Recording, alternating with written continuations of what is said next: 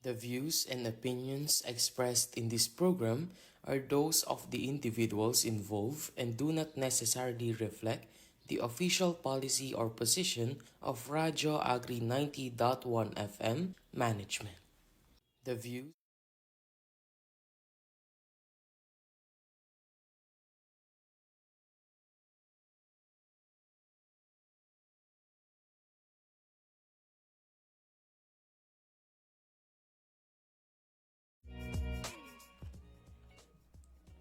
Ayan, magandang hapon po sa lahat ng ating mga listeners at syempre sa ating mga viewers through Radio Agri 90.1 Facebook page.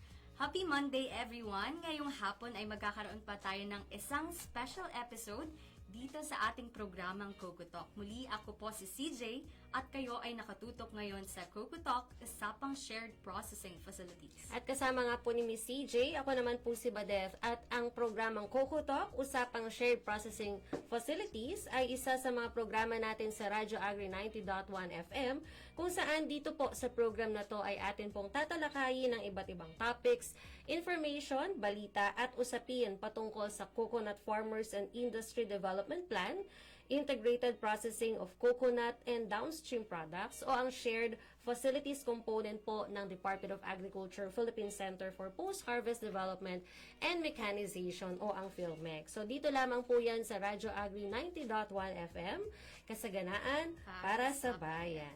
Yan, bago natin i-welcome ang ating guest dito sa ating programa, batiin muna natin ng isang magandang hapon ng ating Director 4, Dr. Janicia G. Alvindia, sa ating Director 3, Sir Joel V. Dator, and to the Chief of the Applied Communication Division, Sir Elijah C. Dabalos, and to the rest of the Division Chiefs of PhilMec, magandang hapon po. Actually, nakasalubong ko si Sir Jong bago ko bumalik dito sa ating himpilan. So, busy kasi ang ating mga Division Chiefs and Section Heads sa isa sa mga activities natin dito sa PhilMec. May training po. Yes, ayan. So, syempre, nais din po naming batiin ngayong hapon sina Sir Jet Molik Subabang, Section Chief ng STIPS. Of course, ang STIDS Section Head, si Ma'am Bess G. Magararo, who's also our station manager dito po sa Radyo Agri 90.1 FM at ang buong Applied Communication Division staff.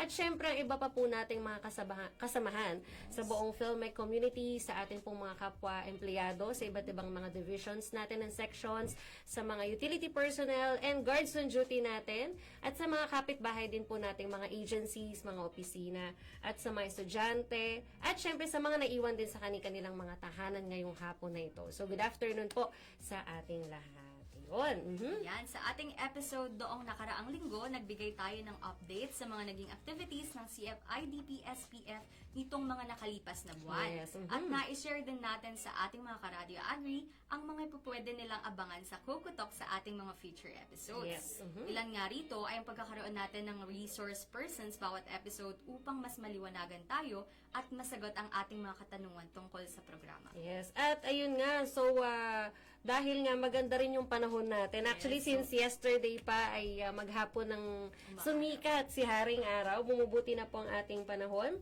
Kaya naman, we're all looking forward, actually, Ma'am CJ, na magpatuloy pa yung ganitong panahon sa mga susunod na araw. Although, meron pa nga daw ina-expect na up to 17 tropical cyclones na posibleng pumasok sa PAR until January 2026. So, sana hindi na lang siya ganun kalakas. At yung literal na sunod-sunod, di ba? Unlike ng mga nakakaraang linggo na literal 3 tropical cyclones plus southwest monsoon. So, let's all look forward na bagamat may pag-ulan, since tag-ulan season ngayon, hindi siya ganun ka-intense unlike ng mga nakakaraang linggo. Ayun, so, kagaya po na nabanggit po ni Ma'am CJ kanina mga karadyo agri, mayroon po tayo mga resource persons bawat episode. At for this week nga po ngayong araw na to, supposedly Tuesday and Thursday ang ating program, but of course, dahil nga very special yung ating episode for this afternoon, para mas ipakilala sa atin yung Shared Processing Facility o ang SPF na component nga po ng CFIDP at siya po, kumbaga itong SPF ang component nga ng DA Filmec pagdating sa CFIDP. Ipinapakilala po namin ang head ng Coconut Trust Fund Facility Management and Operations Division o ang CTF FMOD ng ating ahensya, Philippine Center for Post-Harvest Development and Mechanization or PhilMec. Wala pong iba kundi si Dr. Andres Tuates Jr. Ayan, magandang hapon po, Sir Andy. Maaari na po kayong bumati sa ating mga listeners and viewers. Okay, thank you. No? Magandang, una-una magandang hapon sa mga nakikinig sa Radyo Agri, sa mga kasama natin na implementing agency sa CFIDP, at lalong-lalo na yung ating mga magniniyog na Yes. nakasama natin dito sa program. Yes. So magandang hapon sa ating lahat. Ayan, ngayong hapon po ay pag-uusapan natin ang mga mahalagang impormasyon na kailangang malaman ng ating mga coconut farmers kung gusto po nilang maging beneficiary ng programang CFIDP SPF. Yan, magandang simula rin po ito para magkaroon ng awareness, Tama. syempre ang ating mga viewers naman and listeners sa existence po ng programang ito. Yan, for our first question po, sir, maaari niyo po ba ibahagi sa ating mga viewers and listeners kung ano nga po ba ang CFIDP? Ang CFIDP ay ito yung Coconut Farmers Industry Development Plan na kung saan ang lahat ng mga programa ng 15 implementing agency ay naka-align dito, no? At isa na nga dyan ang PhilMec. Yes. At itong programa na ito is mai-implement siya for 50 years. So, Wow. kaya medyo ito, no? Andito pa lang tayo sa mga starting stages. Yes. At ito nga ay pinangungunahan ng Philippine Coconut Authority. At sa atin sa PhilMec, tayo ay binigyan ng din dito, mandato. Okay. Ayan. So, na-mention kanina na ni Sir Andy yung tungkol sa mandato at ang CFIDP ay under nga po sa mandato ng Republic Act or RA 11524. So, pwede niyo po bang ibahagi sa amin, Sir Andy, ano po ba yung nakapaloob dito po sa RA or Republic Act number 11524? Ang RA 11524 o Coconut Farmers Industry Trust Fund Act ay isang batas na nilagdaan ng ni President Rodrigo Roa Duterte noong February 26, 2021 na ang layunin nga, no, mapayaman, mapayaman natin yung ating mga magniniyog at the same time mapaunlad ang ating coconut industry. Yun, oo. At yun, talagang malaki ang inaasahan nila sa PhilMec kasi ang mga magniniyog nga natin, isa sa sinasabi nila, no, medyo in terms of yung pamumuhay, medyo may konting pagkukulang. Okay. Ayun. Ayan, sa amin pong pangatlong katanungan naman, maaari niyo naman po bang ipaliwanag naman sa ating mga listeners and viewers kung ano naman po ang CFIDP SPF component ng PhilMec? Sa atin ay ang naka-assign ay yung pag-establish natin ng mga shared facilities for processing. Hindi lang sa coconut, no? Kasi meron din tayong coffee and cacao. Meron din tayong sa dairy and sa livestock. So sa coconut, lahat ng mga products na pwedeng iproseso, yun ay pwede natin bigyan ang mga qualified na recipient itong mga kooperatiba. So kung meron din silang coffee and cacao, pwede din tayo mag-establish ng shared processing facilities. So ibig sabihin, lahat ng kanilang pangangailangan para magkaroon ng value adding yung kanilang mga product ay yun po ay gampanin na ni PhilMec. Okay. Lalo ngayon sa amendments, no? Hindi na lang equipment. Okay. Pati building, ibibigay na natin sa kanila. At yun ay ibibigay lahat ng government through itong COCOLEVI Fund. Okay. So, ang good news dyan ay hindi lang siya sa nyog, kundi meron pang mga iba pang mga commodities. May coffee, may cacao, even dairy at saka livestock.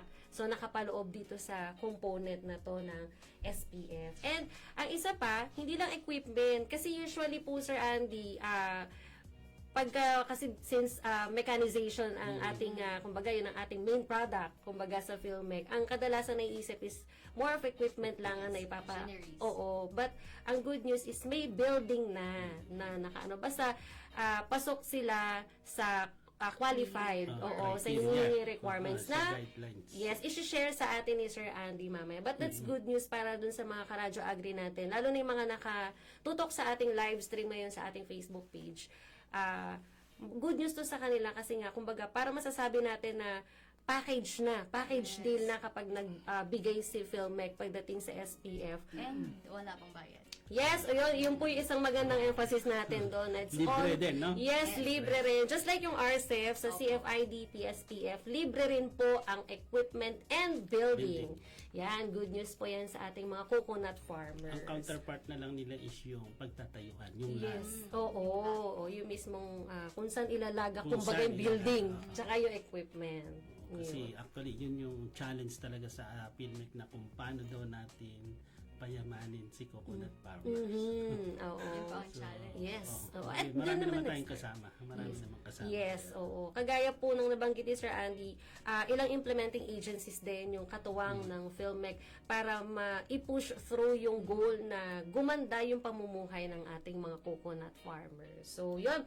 Good news sa mga coconut farmers nating mga Karadyo Agri dyan. So, mamaya nga po kagaya nung nabanggit ko kanina, isi-share sa atin ni Sir Andy ilan sa mga requirements para habang maaga, prepare na ng ating mga Karadyo Agri na mga coconut farmers. Yan. So, ngayon naman po, na ibahagi nyo na po yung tungkol sa CFIDP SPF, ano-ano naman sir yung mga purpose or mga layunin naman po ng ating shared processing facilities po natin?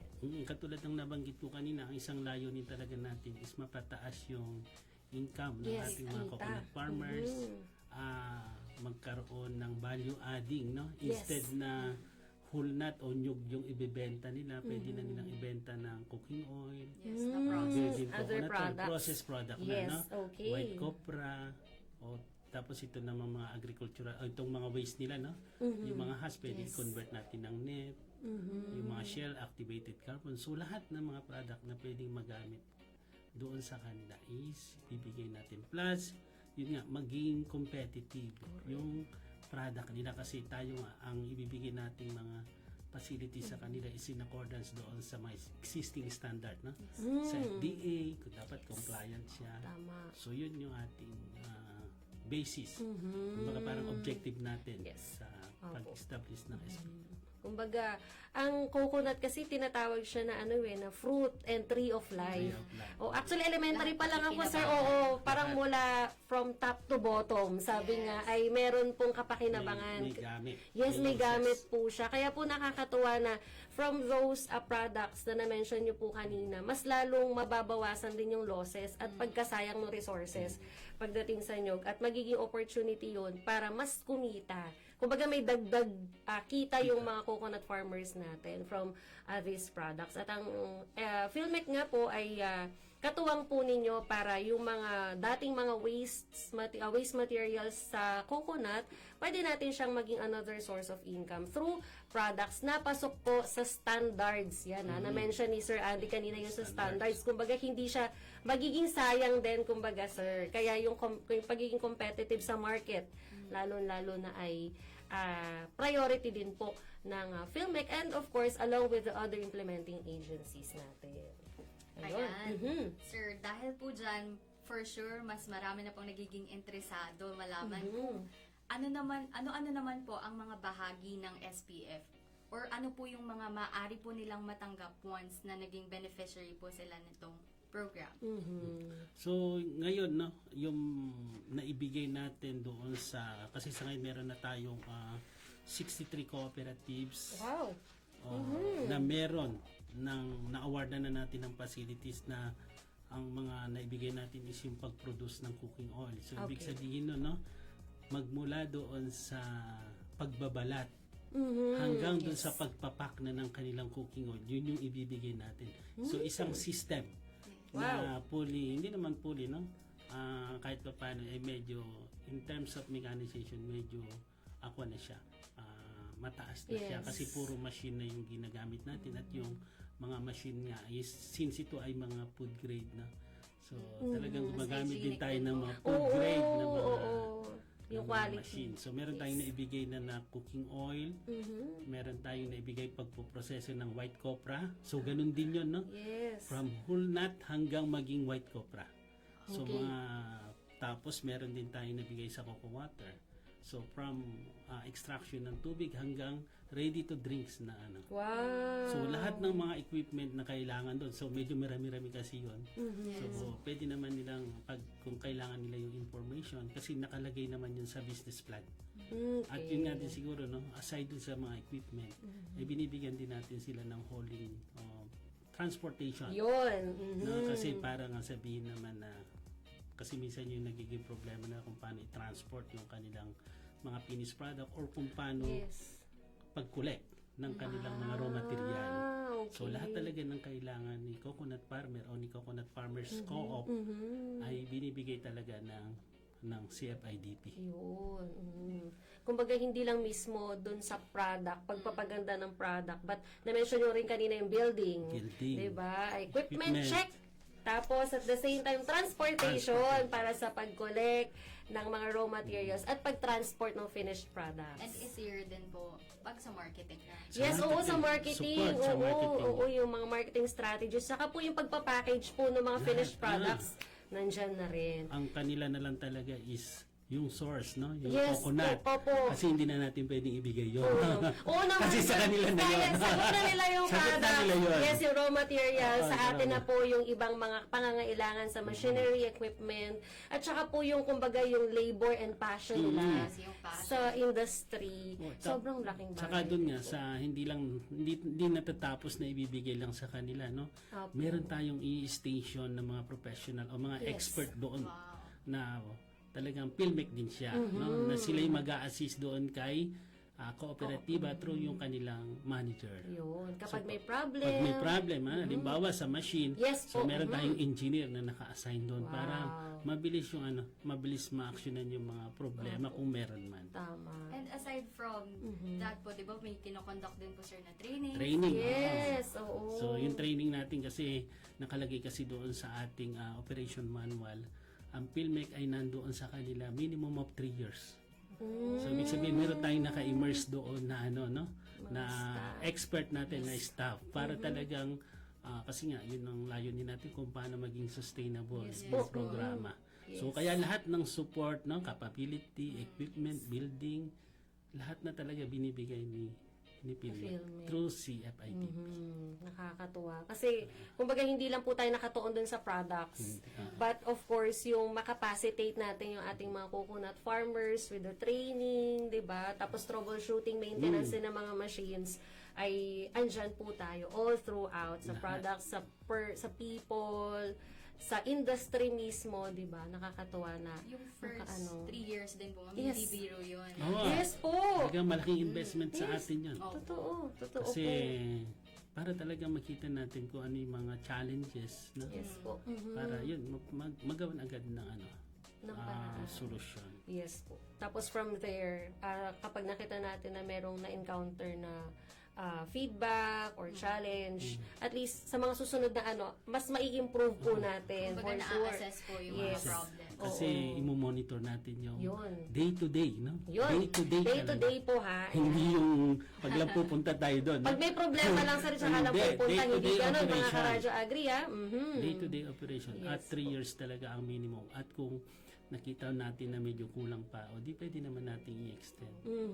Kumbaga, Tapos, isang ano pa doon na kasi target din natin na yung mga operators o mga workers ni doon maging national certificate holder wow. ng TESDA, kasama natin ang TESDA. At yun namang facilities is co-op maging learning site, no?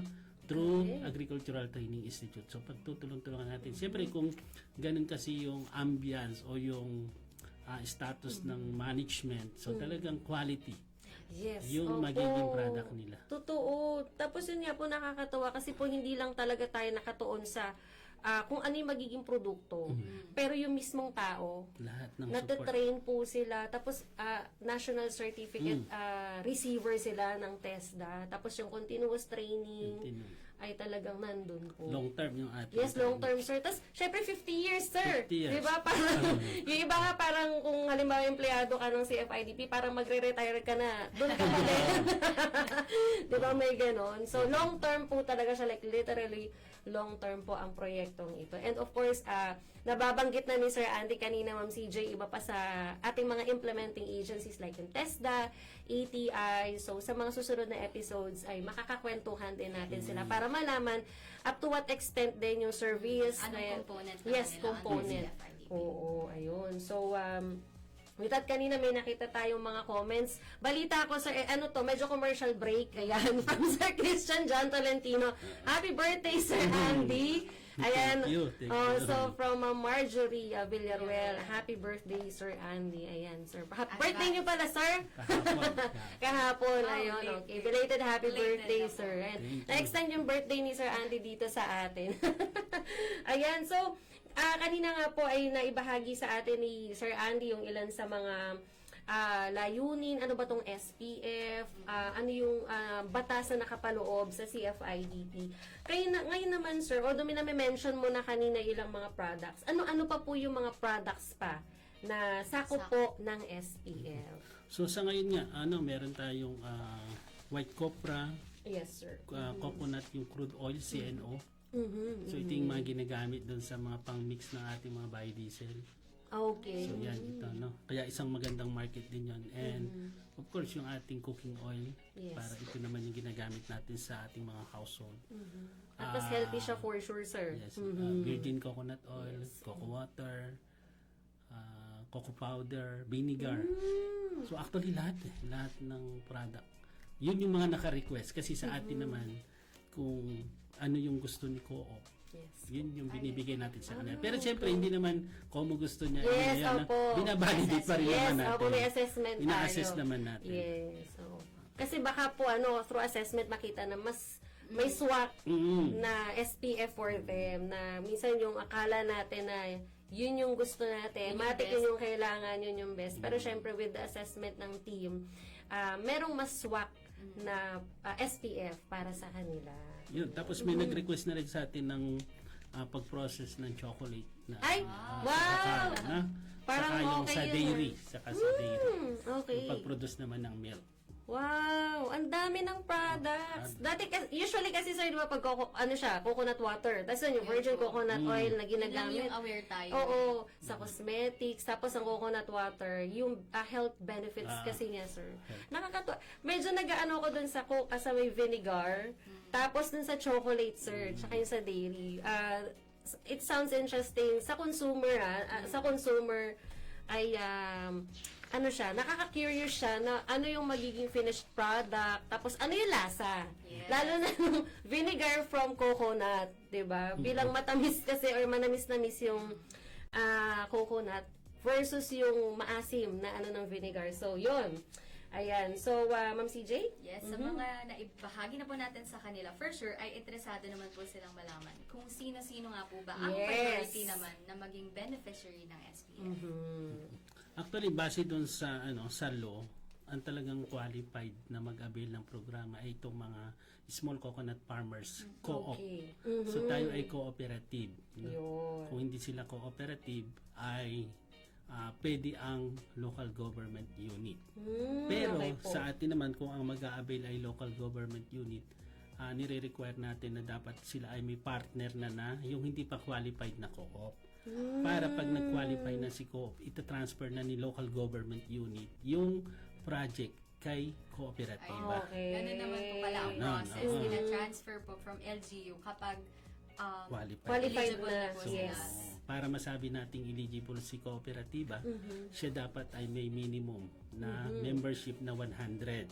Okay. At dapat doon ay 51% ay coconut farmer. So, ibig Okay. sabihin, More than kung 100 ka, yung member ng kooperatiba dapat 51 doon ay coconut farmer na naka-register Yes. sa NCFRS o yung National Coconut Farmers Registry Okay. system ng ini-implement ni Philippine Coconut Authority. At yun naman na madali naman yung gawin kasi tinutulungan naman sila ng Philippine Coconut Okay Authority. po. Naka-assist ng PCA. So yun na, dalawa lang, no? Kooperatiba at Yes. LGU. LGU. Na may partner na hindi pa qualified. Qualified. Okay. Para once na ma-qualified, ito transfer ni LGU.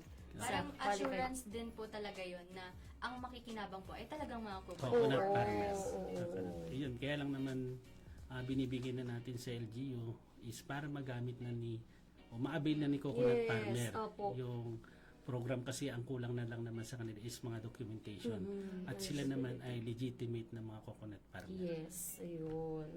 So, good news yun. Pero mas maganda kung mai-prepare na habang maaga nung mga cooperatives na yon, yung mga documents, yung mga requirements, para maging eligible sila.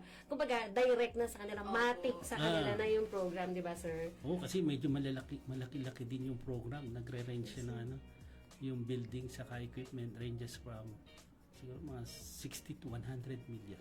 Millions po ang pinag-uusapan natin dito. 60. Kaya ina-assure po 100 ang sustainability. Yes. Yun oo. ay mga hardware lang, no? Building equipment. Opo. Plus yung mga sinasabi pa nating capacity Yes, building. yung mga soft skills, kumbaga, training, sa promotion ng products, packaging, among others. Ayun. So, 60 to 100 million and more.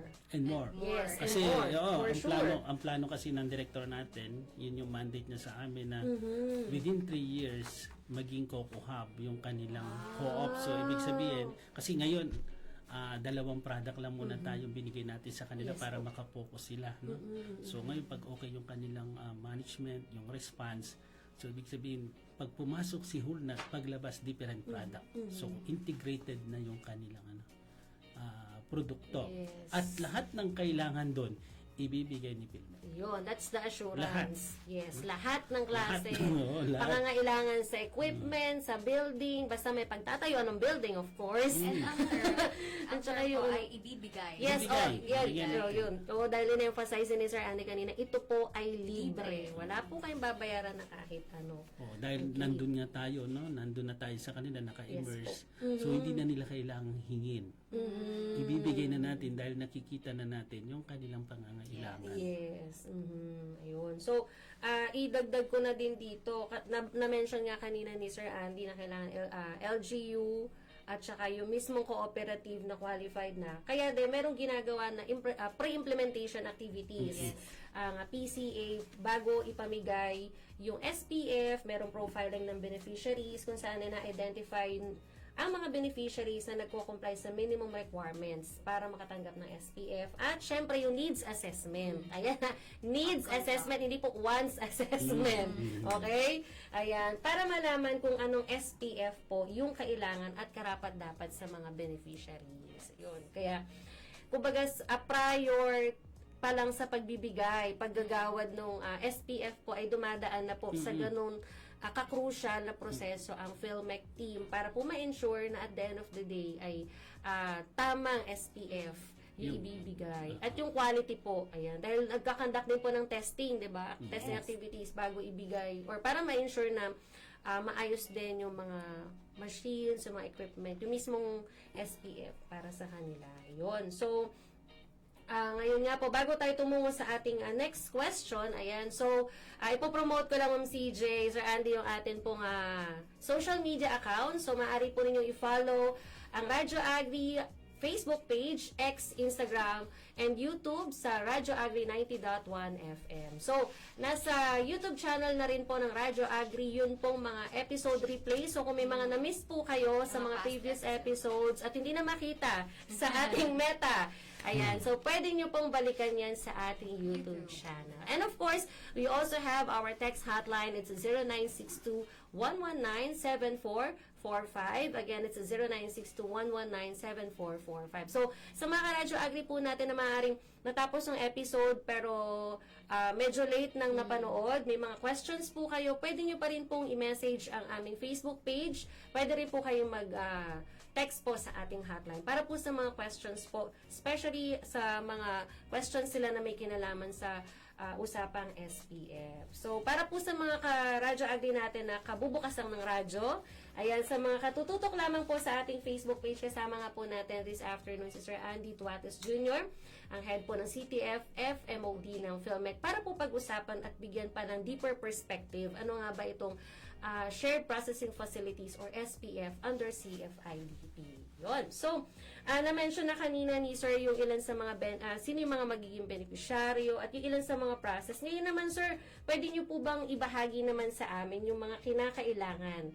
or mga requirements po para po maging beneficiary po ng SPF yung mga cooperatives po natin na coconut farmers and groups? Okay, kung mag-a-apply sa atin ay kooperatiba, so dapat sila ay mayroong documents na Yes, galing sir. sa Cooperative Development Authority. Okay. Ito yung mga certificate of compliance. No? So dapat updated yung kanilang certificate na ini-issue Opo. ni CDA. Yes. So meron din sila yung resolution ni Kooperatiba. Meron din doon na proof na sila ay may lupa, no, may lot Okay po. na pwedeng pagtayuan ng building. Mhm. At yung mga documents na to actually dapat ay hindi naman talagang dapat, As much no? as possible po. I-send nila o magle-letter of intent sila sa Philippine Coconut Authority doon sa mga regional offices. And then sila kasi yung nabanggit niya kanina, sila yung magkakandak ng initial evaluation. Okay. Kung Bago tala- po. bago sila I-forward sa atin.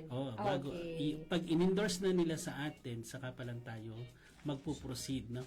So isa kasi sa requirement dito ay yung paggawa ng business plan. Okay po. So, siyempre, yun dapat ay gagawin ni Kooperatiba. Okay. Kaya lang nakita natin ang limitasyon ng mga coconut farmers co-op. Kaya si PhilMec tumutulong sa kanila Ayun. para maggawa ng business plan. So, hindi na nila kailangang mag-hire pa ng mga consultant. Opo. Medyo pricey. Tulungan, kasi po, medyo sir. malaki din para sa kanila.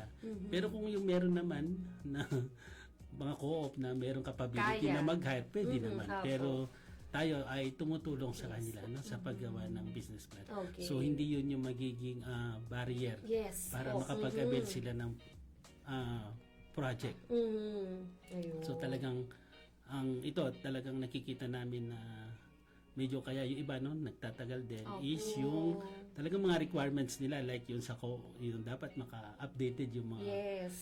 COC nila tapos yung lot. Siyempre alam naman natin na hindi ganun talaga kayayaman si Yes. Kooperatiba. Although yun may mga local government unit naman na nagdo-donate. May Yes. assistance po. Meron naman. Kaya lang yung mga iba siyempre yung mga nag-uumpisa pa lang. So yun naman. Pero yun nga, tayo naman sa PhilMec tsaka si Philippine Coconut Authority is tumutulong sa kanila Yes po. para ma-facilitate yung kanilang application. Pero tayo talagang nag-uumpisa lang tayo pag sila ay Yes. in-endorse na sa Opo, atin ng PCA. PCA. At bago sila ma-endorse, dapat kumpleto at updated ang mga updated, requirements. Okay? So, kumbaga, ito yung isa sa major counterpart naman po ng ating mga future beneficiaries ng SPF na kumpleto, updated yung Kumpleto. requirements. At ilan nga sa mga na-mention ni Sir Andy ay dapat updated yung Certificate of Compliance nila mula sa Cooperative Development Authority, letter of intent po naka-address sa mga regional offices ng PCA na nakakasako po sa inyong lugar, at gayon din kung medyo nagsistruggle sa business plan ay nakaantabay din po ang PhilMec team para i-assist po kayo. At katibayan po na kayo po ay may nakalaang lupa o lote para po sa pagtatayo ang SPF. Ayun. Plus yung yung audited Ayan, oo. financial statement. statement kasi Okay. yun yung magiging basihan natin yung maging source ng kanilang working capital. Although, nandiyan naman yung mga financing institution like Land Bank, Yes po. DBP na nag-o-offer ng working capital at very minimal na interest. Pero iba pa rin na kahit pa paano, meron silang nakaantabay, may assurance po. Para sa sustainability naman po ito for sure. So at may 2 years na audited financial statement dapat ng inyong kooperatiba. Yan. Ang good thing din po dito, pagdating pa lang sa pagkumpleto pa lang nila ng requirements, may assistance na po. Yes, Kasi, oo. for sure, isa po sa mga challenge talaga nila ay yung pagbuo ng business plan, Yes. yung mga for sure questions sa kanila kung paano sila magka-come up sa isang maayos na business plan. At yun po yung reminder dito na may assistance naman po from PhilMec na sa pagdating po sa pagbuo ng feasibility study at saka ng business plan. Yes. So, before the process, pag medyo nagsistruggle kayo, may mga, nabanggit mo rin kanina naman, sir, na may mga staff po tayo Meron. na nakaantabay na for sure ay tutulong sa pangangailangan nila sa pagkumpleto ng mga requirements na to. Actually, meron tayong sa bawat cluster, no? Kasi sa ngayon meron tayong 5 cluster. Okay po. At sa bawat cluster na yan, meron tayong cluster na 2 sa Luzon, Luzon A, Luzon B, sa Visayas, and 2 rin sa Mindanao. So, meron tayong kinrate doon ng mga expert. Meron tayong economist para sa paggawa ng feasibility study. Meron tayo yung Entrep Development Officer para sa pag-package na ng proposal. Of course, yung ating Agricultural and Biosystems Engineer at yung Civil Engineer natin. No? Yes. Para sila yung magtutulong, sila'y tutulong kay kooperatiba para sa paggawa ng business plan. Yun. Sa business plan, tapos mismo sa mga machinery na, yung mga equipment sa mga susunod na panahon, once na maging beneficiary na sila. Kumbaga, from start to finish ng proseso, nandyan po ang PhilMed. Yes. And armed with lots of experts from different fields of specialization. To assure the sustainability. Oo, totoo din. Ayan. So, Ma'am CJ? Aside from that po, ano naman pong mga rehiyon ang sakop ng program? Actually, yung sa coverage natin, actually, basta meron silang coconut production. Okay po. So, siguro dito sa atin sa Central Luzon, medyo limited. But, Opo. yan, Region 4A, Region 4B, yun, Visayas, Mindanao. Region 5, Visayas, Mindanao. Although dito sa atin, nakafocus dito sa Aurora Okay Region po. 3, no? Meron din dyan sa Region 1, dyan sa Region 2. Yes po. So, actually, lahat ng region, Nationwide. basta merong coconut May coconut production. production po. Ay pwedeng-pwede at maaaring Yun yung coverage natin. makabili. Kaya medyo pag hindi covered sila ng RCEP, so pwede si Opo, basta may coconut production may kayo. coconut. Okay, yun naman ang ano. At least po either way. Matutulungan natin Opo. yung ating mga farmer. Tama. Regardless ng commodity, lalo-lalo na pag may coconut production, andyan po ang CFIDP, SPF. Wala mang RCEP, di ba? Oh, wala kayong RCEP, ito coconut. Yes, may coconut tayo. At yun po, libre po ito ha. I-emphasize ko lang. Libre po ito. Kasi baka mamaya may mga nai-encounter ating mga karadyo agri na meron babayaran sa proseso, may babayaran sa consultancy, among others.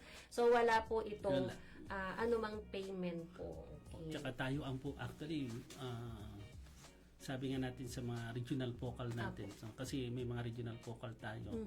Sinasabihan natin sila na kayo na ang lumapit doon sa mga coconut farmer co-op. Opo. Kasi kayo yung nandyan na. Yes, oo. So para naman, hindi na, yun nga, kung gagastos pa sila, no? Opo. Yun, para maibigay na agad sa kanila yung program. Hindi naman masamang lumapit siguro sa co-op, no? Yes po, opo. And same as with the co-ops, ay hindi rin naman masama na tayo po ay lumapit sa mga cluster offices natin, tapos sa mga focal persons po natin. Dahil after all, nandyan po sila para i-assist po tayo. Okay, yun. So, ngayon naman sir, ang akin naman pong questions. Ano po yung mga steps po ng ating ahensya pagdating po sa pagpapatupad na mismo ng CFIDP SPF natin, sir? Actually tayo, ang simula talaga natin sa PhilMec is nagkakandak tayo ng stakeholders. So ini-invite natin lahat ng mga involved sa coconut na. Opo. Pero primarily yung mga kooperatiba. Opo. Plus yun, siyempre yung local government unit and then yung other IAs. So para isabi sa kanila na ito yung programa ng PhilMec at hindi lang ng PhilMec, the entire CFIDP.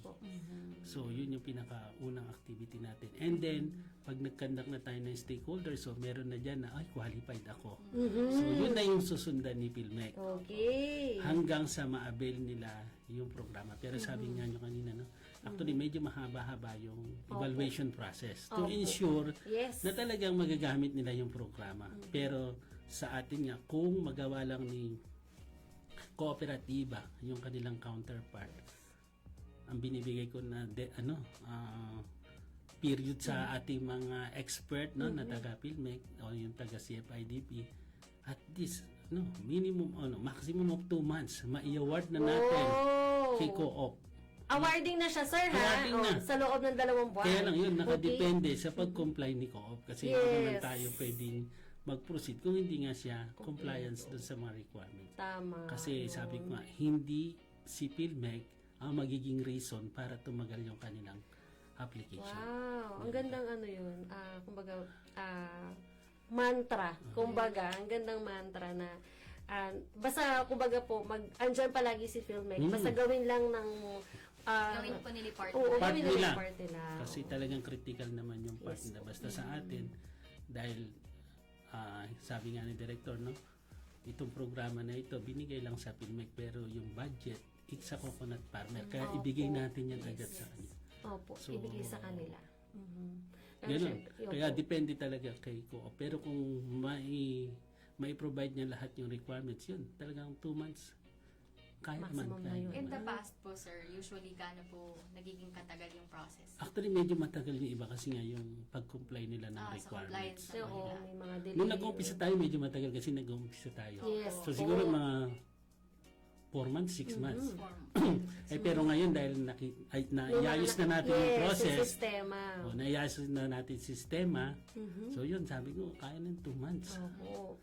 Base Pero sa siyempre, hindi naman yung minadali natin para Opo. maibigay sa kanila. Yes. Talagang andun pa rin, no? Yung Tama. assurance na pag binigay mo yung project sa kanila, talagang magagamit nila. Opo. At yun Kaya yung, nilang masustain. at Yes. yun yung solusyon sa problema nila. Yes, okay, yun. So, kumbaga, maayos sa sistema ng Filmec and maayos sa sistema din ng ating mga future beneficiaries. Talagang mabilis pa sa alas 4, kumbaga. Maximum of 2 months, andyan na agad yung ating mga, yung program nasa kanila na at i-enjoy na ng ating mga coconut farmers na mga karadyo agri. Ayan, so, may mga ilang pagbati pa po. Ayan, from Sir Paul James, Logan Antolin, happiest birthday, Sir Andy.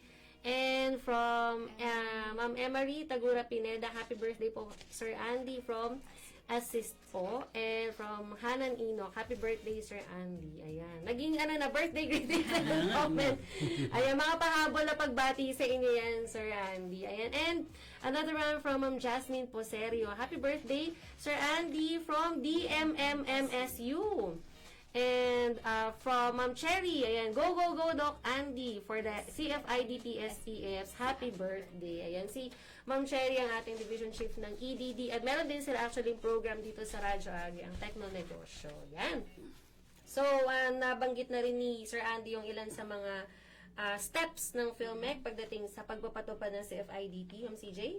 Yan, maaari naman po ba ninyong ibahagi naman ang mga accomplishments ng CFIDP program nito pong mga nakaraang taon?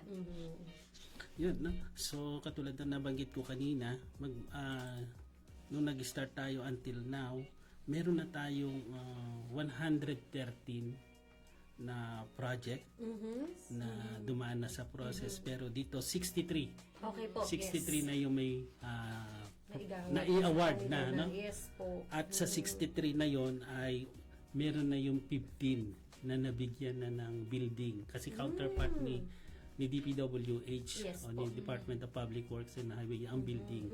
So meron na yung 15 na actually this year sunod-sunod yung ating maging schedule ng turnover. Opo. So kasi yung mga equipment naman ng 63 na yon actually nabili na ni Filmec. So nagkaroon lang ng delay doon sa building. Okay po. No? Pero yun naman naiayos naman na din yun. At actually last year meron na tayong na-turn over sa Mindanao. At this year sabi ko nga yung additional na 15. So mata-turn over na rin yan. Plus sa ngayon ay meron kasi pang tinatayong building ulit si DPWH na 13 at sa Filmec yung natitira 31. Wow. So tayo nang naka-assign doon sa 31 na building because of the amendments. At hopefully yung 20 na building is for bidding na, no? Okay. So para ma-construct natin this year. Para yung 63 na facilities yung maging operational. Plus meron na rin tayong naka-pipeline na 48. Wow. So ibig sabihin talagang medyo marami-rami na, Yes no? po. Yes, sir. At ito naman ay napakaliit pa lang din na porsyento sa mga coconut farmers co-op. Opo. Kasi ang as per record nasa 2,500 yung co-op. Sinasabi natin dito 113 ba lang, no? Opo. So medyo Malayo-layo malayo ang pa. ating lakbayin. At mahaba-haba pa naman. Yes, sir. Mahaba. Opo. 50 years. 50 years. Opo. Baka more than pa. Kumbaga mahigit pa sa number ng farmers na yun. Kasi along the way, for sure, ay tataas din yung dami ng mga coconut farmers natin nationwide. Kasi naman, nationwide din naman yung ating CFID PSPF program. And yun yung 50 years. So, ang dami pong pwedeng mangyari sa loob ng 50 taon, mga Karadyo Agri. And who knows, sa mga susunod na panahon, sir, yung mga nakatutok sa atin na Karadyo Agri natin ngayon, sila na pa rin susunod na mga beneficiary natin, sir, di ba? Yun, basta sunod lang tayo sa requirements and make sure na updated at maayos po natin na ipapasa yung ating mga requirements sa ating PCE regional offices. Yun. So, and for sure, magiging parte din ng ating Sentro Balita yung ilan sa mga na-mention po ninyong mga activities, mga updates sa CFID PSPF. So, tutukan nyo din po ang ating daily news and current affairs program. So, with that, Sir Andy, bitin po yung oras. Ang dami natin pagkwentuhan. But, we're so thankful, sir, that despite your busy schedule po, actually, yun nga, may activity pa si sir na iniwan ngayong araw. Pero thank you po dahil napagbigyan niyo po ang Radyo Agri and ang programang Kokotok para makakwentuhan po kayo. So, sir, bago po tayo magtapos, baka po meron po kayong mga gustong batiin or pasalamatan and additional information po na nais pong ipaalam po, ipabatid po sa ating mga Karadyo Agri. Okay, so yun lang din, no? Remind ko lang din yung mga gustong mag-avail ng program ni PhilMec about sa CFIDP. So yun, pwede silang magpunta sa ating mga regional focal, mag-coordinate o kaya doon sa mga regional offices ni Philippine Coconut Authority. Yes, sir. At yun, pagtutulong-tulungan natin kung paano sila maka-avail ng program. Yes. At yun din, no? Binabati ko yung mga kasama natin na mga taga sa PCA, mga regional Yes, manager na kasama natin, plus yung si admin Butet, plus yung mga implementing agency. At ganun din yung mga kasamaan ko dito sa sa CTF, lahat ng section at yung mga cluster natin, Luzon A, Luzon B, Visayas, Mindanao A, Mindanao B. Pagbutihan nyo lang yung mga trabaho nyo dyan. And yung aking family, no? Yes po. Yung aking wife, no? Si Arlena na taga-PhilMec din. At yung aking 4 na anak. Plus yung aking mga mother.